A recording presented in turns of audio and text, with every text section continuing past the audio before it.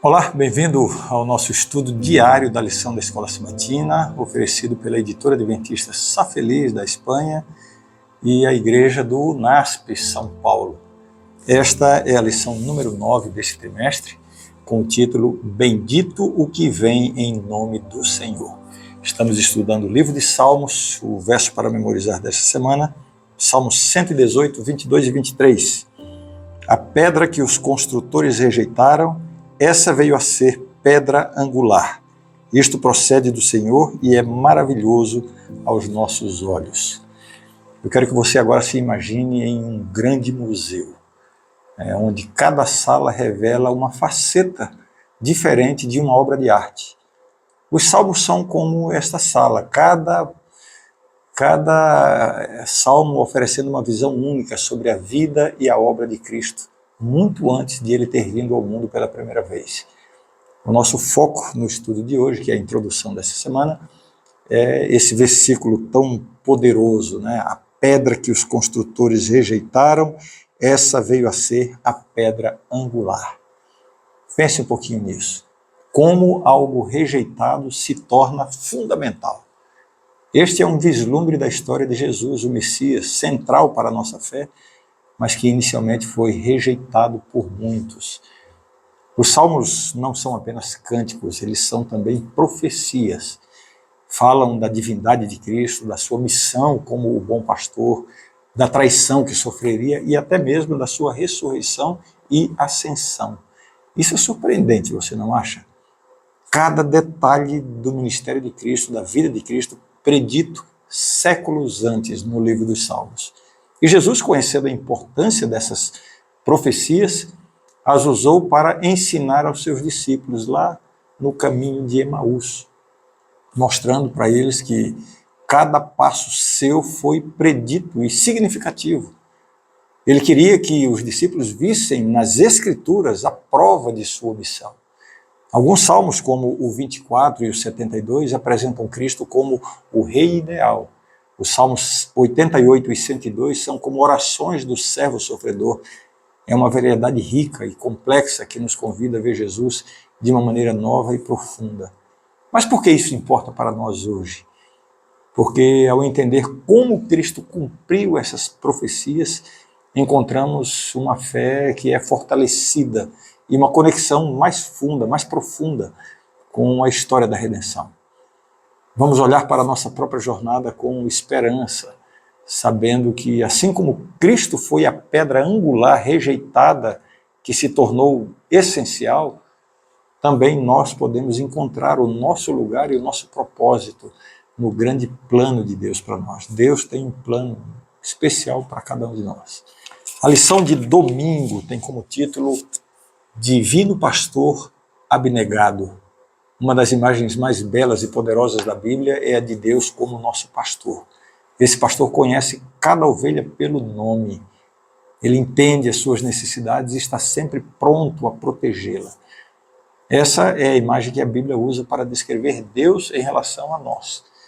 Ele é o pastor que nos criou e nos conhece profundamente. No Evangelho de São João, capítulo 10, versos 11 a 15, Jesus se descreve como o pastor que dá a vida por suas ovelhas. Isso vai além de qualquer coisa que nós possamos imaginar. Enquanto um pastor humano pode fazer muito, é verdade, né, por seu rebanho, por suas ovelhas, Jesus fez o supremo sacrifício. Ele não apenas nos guia como pastor, mas ele nos salvou com a sua própria vida. Nessa era digital em que vivemos, a busca por orientação, por sentido na vida se tornou mais evidente do que nunca antes. Em meio a um mar de informações, de opiniões, muitas pessoas se sentem à deriva, ansiando por uma voz que as guie. E é nesse cenário que os influenciadores digitais aparecem. Com o poder das redes sociais, eles alcançam milhões de pessoas, preenchendo, de certa forma, um vazio existencial que essas pessoas experimentam. Alguns estudos mostram que cerca de 60% dos jovens hoje consideram influenciadores digitais como suas principais fontes de conselho e orientação. Essa tendência destaca não apenas uma mudança nos padrões de consumo de mídia, mas também um anseio profundo por conexão e pertencimento. A psicologia por trás desse fenômeno aponta para uma combinação de fatores, incluindo a necessidade de aprovação social, a busca por modelos de identificação e o desejo de fazer parte de uma comunidade, mesmo que seja no ambiente virtual. No entanto, enquanto esses influencers, esses influenciadores digitais podem oferecer conselhos e entretenimento, a verdadeira orientação, aquela que toca o coração e alimenta a alma, muitas vezes requer uma busca mais introspectiva e profunda e significativa, como a que encontramos na voz do bom pastor. Isso significa que não importa quão perdidos ou distantes nos sintamos, o bom pastor está sempre nos chamando de volta. Ele nos convida a confiar nele, a seguir a sua voz e a experimentar o amor e cuidado que somente ele pode oferecer. Tenha isso em mente. Deus é o seu pastor. A lição de segunda-feira tem como título O Messias Sofredor. E esse tema, o Messias, Jesus o Messias, é um dos temas mais profundos e emocionantes em toda a Bíblia, principalmente o sofrimento do Messias. Eu quero que você se prepare agora para uma reflexão que eu acho que vai tocar o coração das nossas próprias lutas, esperanças e redenções. Você está passando por algum problema na sua vida, um momento difícil, um momento de completa escuridão e desolação, onde até a mais leve esperança parece que está distante. Foi exatamente nesse abismo que Jesus se encontrou, especialmente nos momentos de sua crucificação. É nessa hora de profunda angústia de alma que ele cita o Salmo 22. Deus meu, por que me desamparaste? Jesus não só expressou a sua agonia, mas ele também revelou a profundidade de sua conexão com as Escrituras, que profetizavam o seu sofrimento com uma precisão assombrosa. Ele cita um salmo para descrever a sua experiência. E o livro de Salmos, especialmente o Salmo 22, não trazem salmos apenas como cânticos de lamentações. Eles são a voz do Messias sofredor, prevendo detalhes da morte de Cristo, que deixam claro que essas palavras vão além da experiência de Davi, o autor do Salmo. Ele aponta diretamente para o Salvador. Este salmo descreve um cenário de sofrimento extremo e abandono, mas ele descreve também um cenário de confiança inabalável no Pai. O sofrimento de Cristo foi muito além da dor física. Foi o tormento de carregar sobre si os pecados do mundo inteiro. Os pecados da humanidade esconderam dele o rosto de Deus. E essa foi a sua maior dor, muito maior do que os cravos no seu rosto, os pregos nas suas mãos. Mas esse salmo também antecipa a vitória sobre a morte. A história do Messias sofredor nos lembra que, por mais escuras que sejam as nossas noites, a luz da ressurreição sempre brilha ao final. Jesus, rejeitado e sofrido, tornou-se a pedra angular, a pedra fundamental da nossa fé, garantindo a fundação do templo de Deus e garantindo a nossa salvação. Eu espero que você possa encontrar conforto e esperança nas palavras do Salmo 22 e na promessa da ressurreição. Que em seus momentos de luta, você se lembre que você não está sozinho. O próprio Deus enfrentou o abismo para trazer luz para você. Olhe para além das circunstâncias da sua vida. Aquele que venceu o sofrimento e a morte está pronto para ajudar você e para lhe dar forças para que você também seja vitorioso. Então, vamos lá, ânimo, não desanime. Terça-feira, a lição tem como título Para Sempre Fiel à Sua Aliança. A lição de hoje fala sobre a aliança davídica e como ela encontra cumprimento e ampliação em Jesus Cristo, o Messias prometido. Há muitos séculos, uma promessa foi feita a Davi, um rei segundo o coração de Deus. Lembra? Esta promessa registrada em 2 Samuel e também ecoada no livro dos Salmos, não era apenas sobre um trono terreno, mas sobre algo muito maior. Deus prometeu a Davi que a sua linhagem não só governaria Israel, mas também traria uma bênção eterna para todo o povo de Deus. Essa promessa é a base da aliança davídica.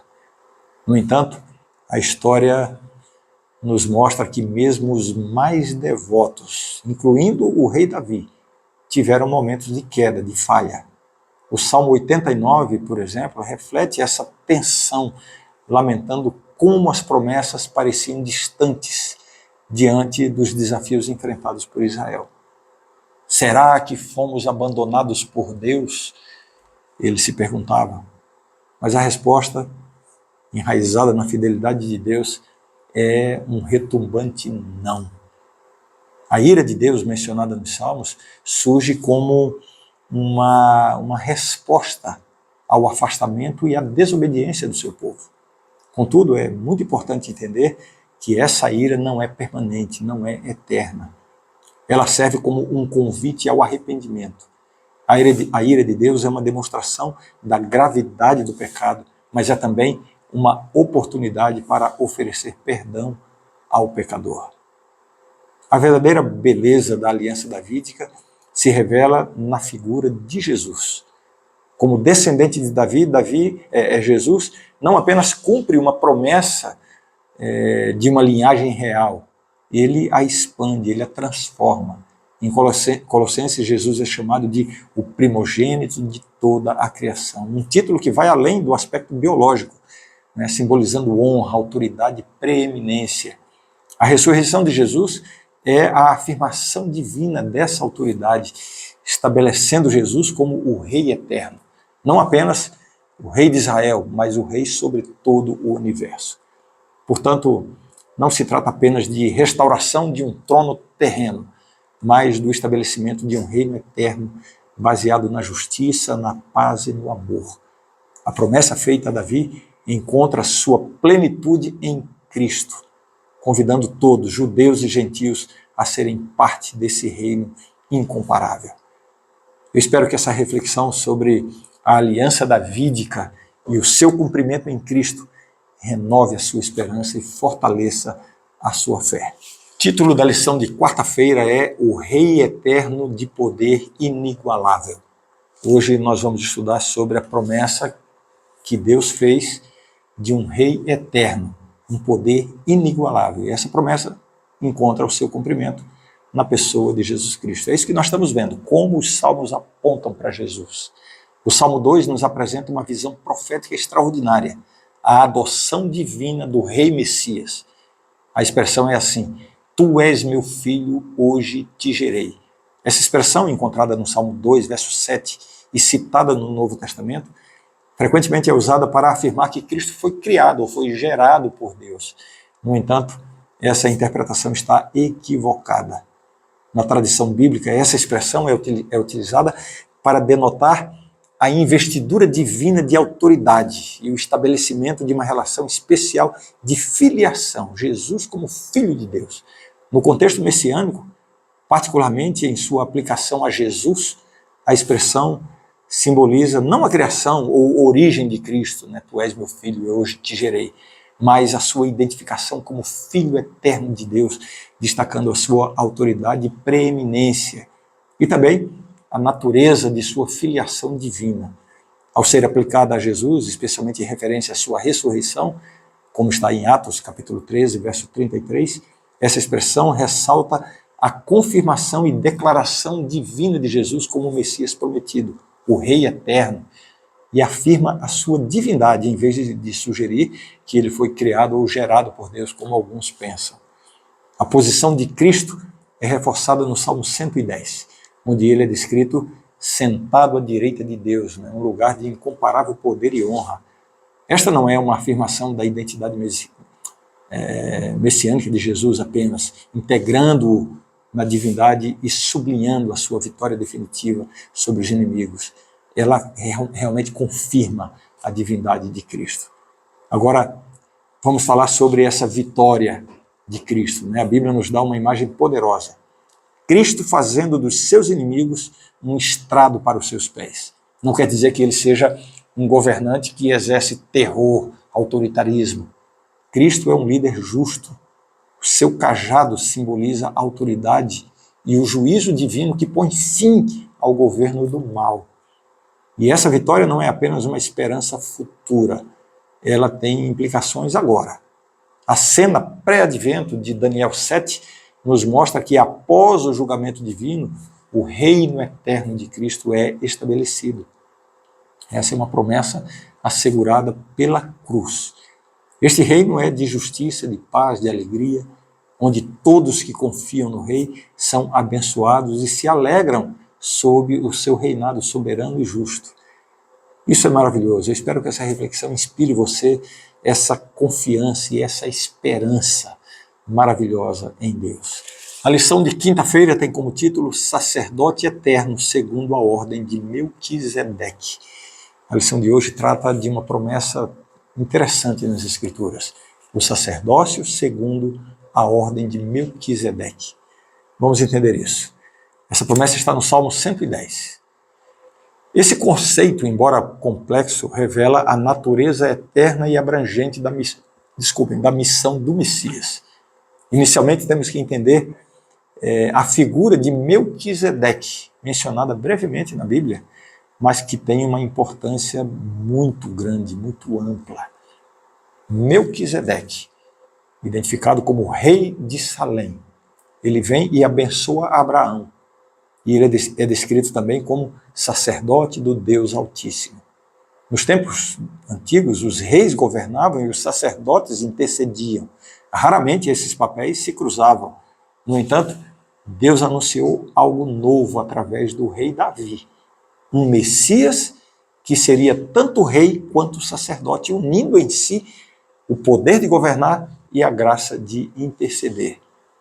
Diferentemente dos sacerdotes da tradição levítica, cujas funções eram limitadas, porque eles tinham uma vida limitada, eles morriam, né? E havia uma lei de hereditariedade, né, nesse sacerdócio, mas a ordem de Melquisedeque estabelece um sacerdócio eterno. Esse sacerdócio eterno, fundamentado não em rituais temporários, mas na nomeação divina, representa uma nova aliança. O sacerdócio de Cristo, mencionado no Salmo 110, vai além do tempo e do espaço. Ele opera num âmbito celestial e oferece intercessão contínua por seu povo. Esse conceito é teológico e é profundamente prático. Significa que nós temos um intercessor perfeito. O ministério dele não é afetado pelo pecado ou pela morte, né? Ele proporciona para a gente um acesso constante e permanente a Deus. É uma garantia de que, através de Cristo, a misericórdia e a graça de Deus estão permanentemente acessíveis a nós. Essa promessa impacta não só a nossa compreensão do papel de Cristo como intercessor, mas também como uma influência, na verdade, como influencia o nosso relacionamento direto e diário com Deus. O sacerdócio, segundo a ordem de Melquisedeque, nos convida a confiar plenamente em Cristo, o nosso Rei e sacerdote eterno. O seu ministério garante a nossa permanência na presença de Deus. Essa visão nos leva, além da simples observação religiosa, para uma vivência de fé ancorada na certeza de que o nosso sacerdote supremo, Jesus, reina e intercede por nós no santuário celestial. Isso é maravilhoso. Isso nos dá confiança e tranquilidade. A lição de sexta-feira nos traz um estudo adicional em relação ao que nós estudamos durante essa semana. Quando nós olhamos para os Salmos, a gente vê algo muito especial. Eles não são apenas orações das pessoas para Deus, mas também refletem as próprias orações de Jesus. Isso mostra que Deus não está distante das nossas lutas e das nossas dores. Na verdade, Ele está bem no meio delas, entendendo exatamente aquilo que nós passamos. A ideia de Deus conosco, que encontramos em Jesus, muda totalmente a maneira como pensamos sobre Deus. Ele não é alguém que está de longe olhando para a gente, né, de longe, mas alguém que caminha ao nosso lado, nos ajudando a enfrentar e vencer as nossas batalhas do dia a dia. Jesus, sendo tanto nosso rei quanto sacerdote, não apenas cumpre todas aquelas promessas antigas sobre salvação, mas também nos tira da rota do pecado, né, de uma maneira definitiva. Jesus é único. A encarnação de Cristo faz a ponte entre o divino e o humano. Por sua humanidade, ele caminha ao nosso lado, compartilhando nossas dores e nossas alegrias. Por sua divindade, ele se firma como mediador perfeito, oferecendo para nós o acesso direto ao trono de Deus. Através dessa dualidade de Cristo, né? Ele não apenas nos mostra o caminho da obediência, mas também nos capacita a caminhar por esse caminho. Cristo se revela como o eu sou, a garantia de libertação e a promessa da presença eterna de Deus conosco. Essa manifestação de Cristo, tanto como o Filho do homem, quanto como o Filho de Deus, nos fornece uma compreensão mais profunda do seu ministério e da sua missão. Ele é o bom pastor que cuida das suas ovelhas, o pão vivo que sustenta a vida, né? O caminho, a verdade e a vida que nos guia ao Pai. Ele detém todo o poder, tanto no céu quanto na terra, nos assegurando que em sua autoridade encontramos a certeza de salvação e a coragem para enfrentar os nossos medos e as nossas lutas. O estudo dessa semana realmente nos desafiou a refletir sobre a natureza do sacerdócio de Cristo e o seu impacto em nossa compreensão da salvação. Ele não é apenas um intermediário entre Deus e a humanidade. Ele é a encarnação do amor divino. É Deus, homem, a prova viva das promessas de Deus. Em Cristo nós somos convidados a experimentar um relacionamento transformador com o divino.